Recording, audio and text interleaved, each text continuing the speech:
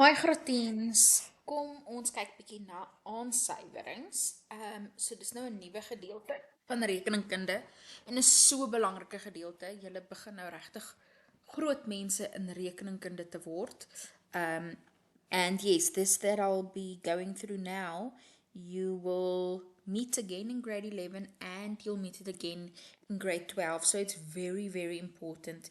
And the more you understand right now, the easier you will have an accounting life in grade 11 and grade 12.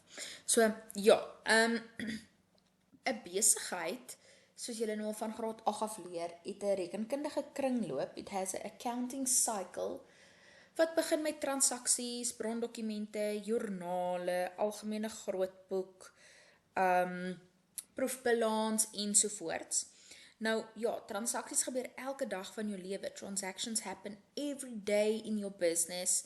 And then every month you complete your journals and your general ledger and everything and a trial balance.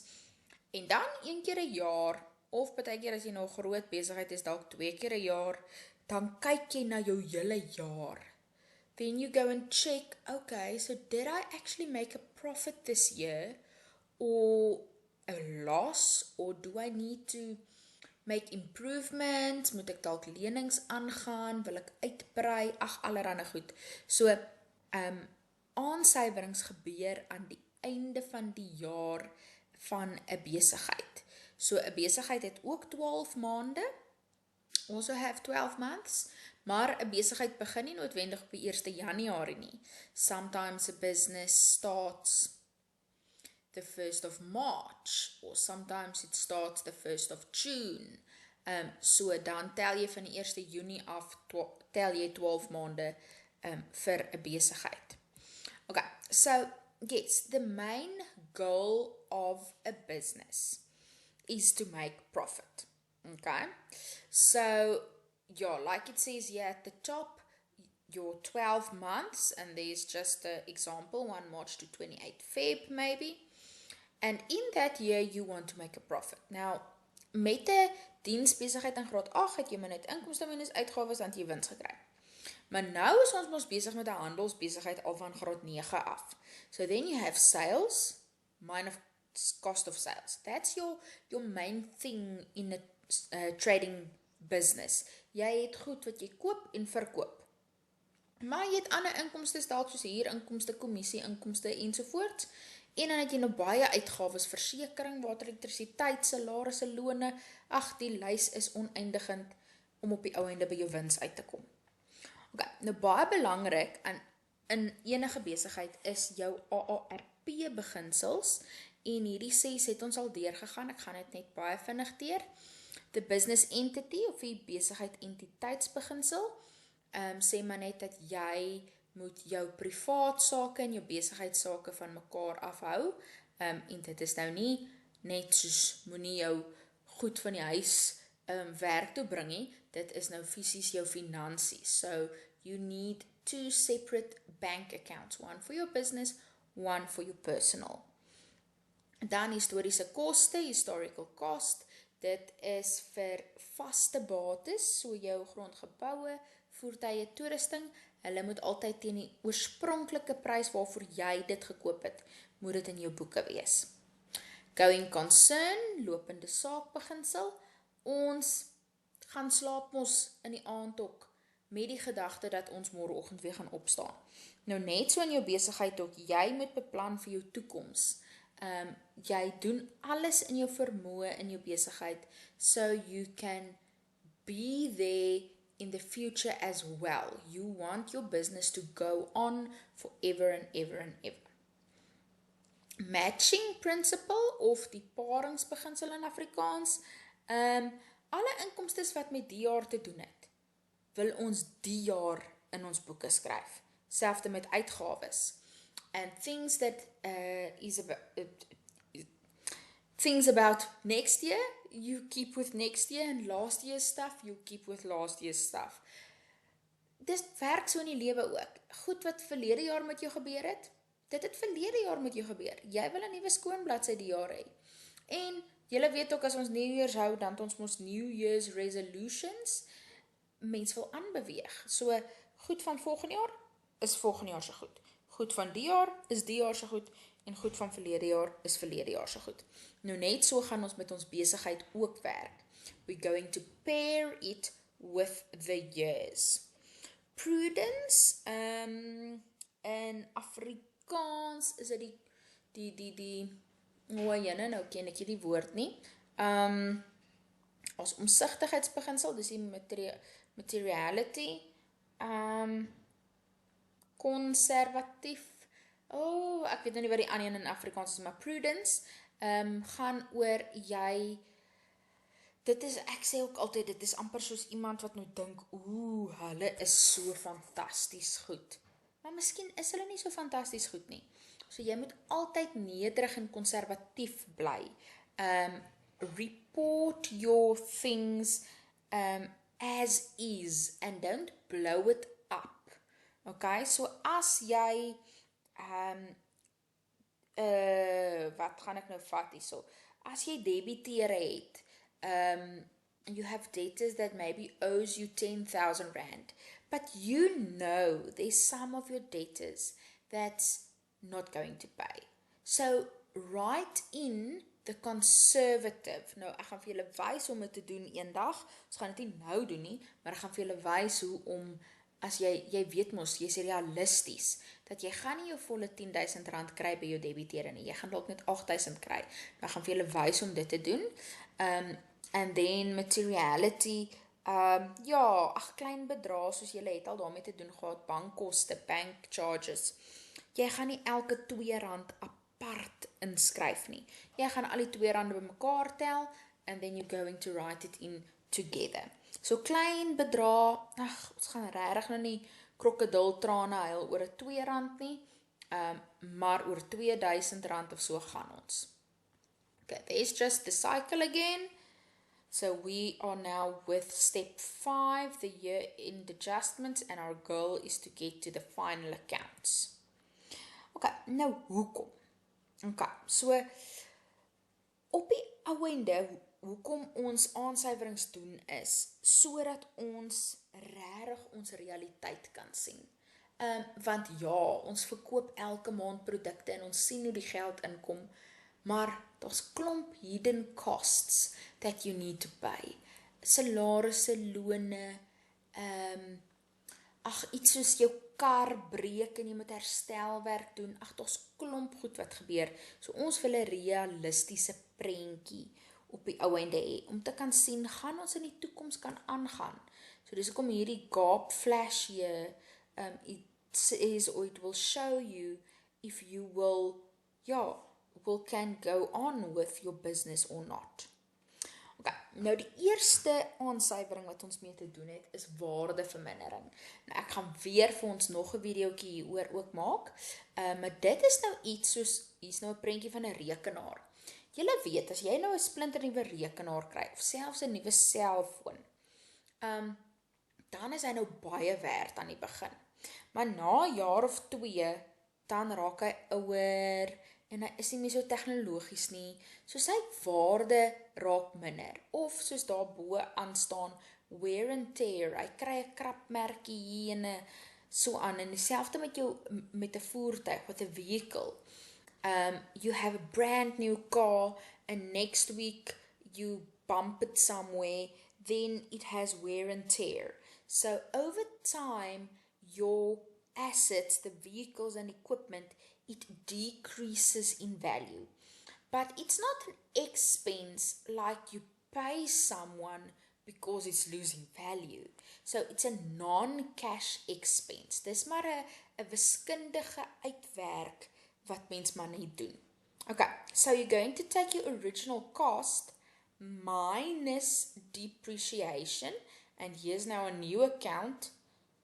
Waardevermindering is 'n uitgawe, maar opgehoopte waardevermindering, accumulated depreciation, is a negative asset, want dit het 'n negatiewe effek op jou bate.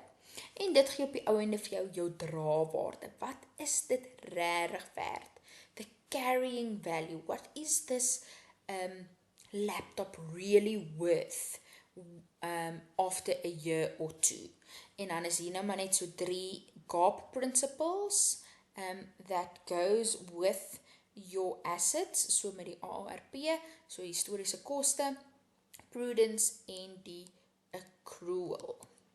Right, nou daar's 2 metodes vir waardevermindering. Jy kry jou vaste koste metode of kosprysmetode is eintlik die ander woord, reguitlyn metode is sy naam ook. So the straight line method or the fixed amount method. So you take the original cost price times the percentage and then every year it decreases with the same amount. Dan kry mens die verminderde saldo metode. The what's it in English now? Verminderde saldo diminishing balance method.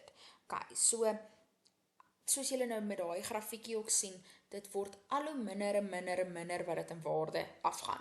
So with this method you're going to take the cost price times 10% in the first year, and then next year you are going to take the carrying value, en soos ons nou net gesê het in die vorige, hoe om die carrying value te kry, is kosprys minus opgehoopte waardevermindering, so you're going to take carrying value, werk weer 10% uit, dan gaan het 2800 byvoorbeeld gee, then you take the new carrying value, then it's going to give you 1620, so every year it decreases a little bit less. Maak dit sin? Okay, nou, wat kan mens doen met jou bates om dit te beskerm? Hierdie tipe vrae word nogal gevra, daar word vir jou gevra, wat kan jy doen? Wat is die interne beheer en die kontrole? Internal control that you can have over your fixed assets.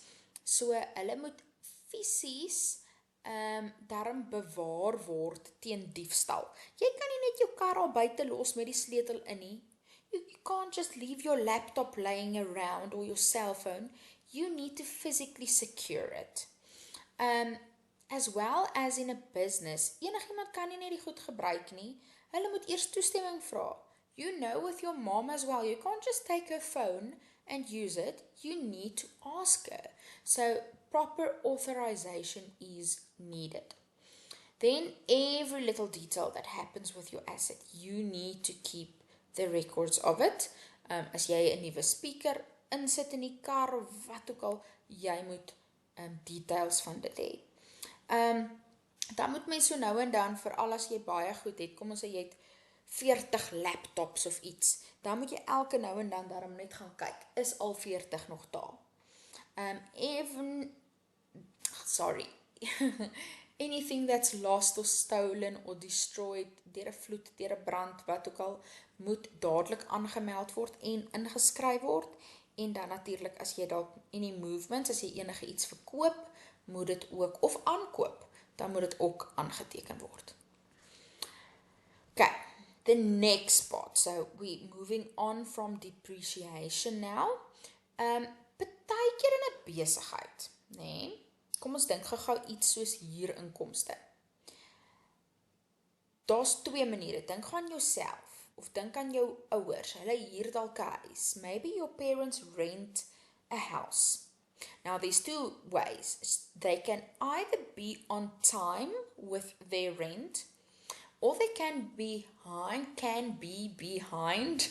Hulle kan agter wees met hulle huur, or they can be in advance. Hulle betaal vooruit. Okay. So, jy in 'n besigheid kan ook vooruit ontvang het of vooruit nog nie ontvang het nie, opgeloop het. Ja, en dit is maar vir inkomstes en uitgawes.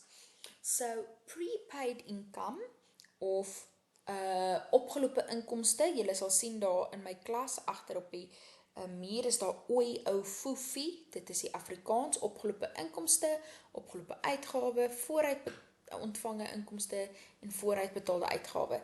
Nou in English it's prepaid income, so PI, AE.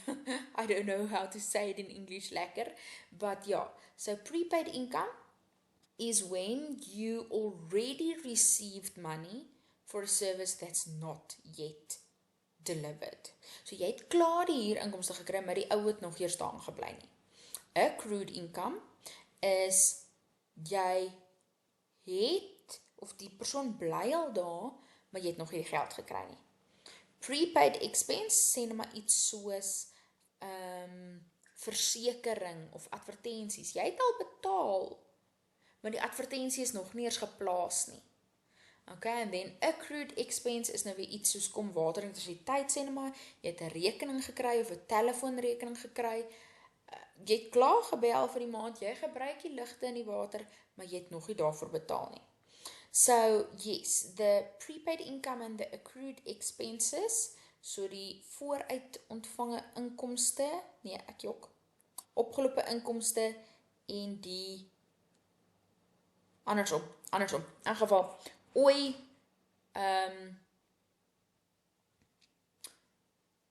en foe is bates, ek praat nou van daar agter op my muur, die twee blauwes, as julle nou agter op my muur kyk, die twee blauwes is bates en die twee groenes is laste. Kom ek praat gou hier oor die skyf hierso, so prepaid income is a liability and accrued expenses is a liability. Accrued income and prepaid expenses, they are assets. Okay. Dan, sê nou maar voorraad, dis nou ons volgende aansuiwering nou weer. So voorraad partykeer raak weg.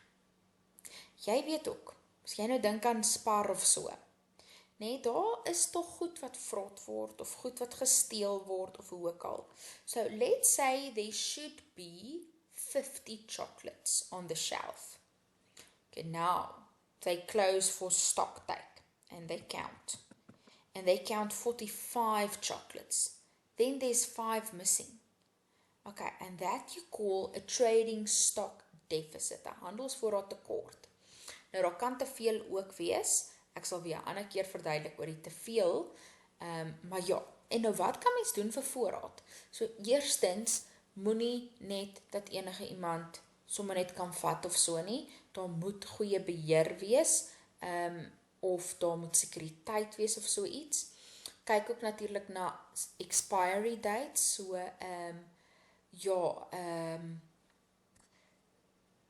as iets sê nou maar sou vrot word of so, verkoop dit voordat dit vrot word of gee dit weg of so.